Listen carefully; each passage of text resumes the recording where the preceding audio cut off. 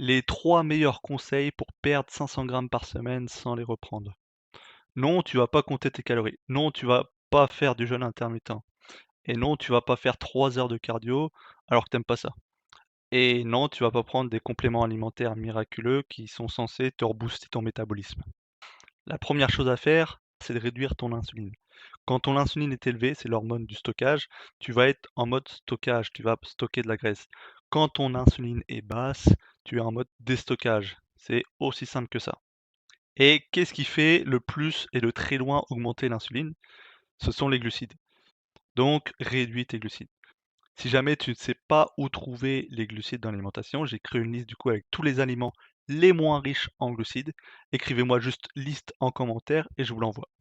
Une fois les glucides réduits, deuxième conseil, il est important de manger à satiété à chaque repas avec plus de protéines et plus de bonnes matières grasses.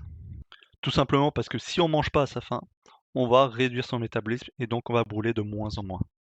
Et le troisième conseil, ça va être d'apprendre à calmer son stress. Parce qu'après les glucides, c'est le stress qui fait augmenter le plus l'insuline. Et parfois même plus que si on mangeait des glucides. D'où l'importance de vraiment apprendre à le gérer et à le baisser naturellement.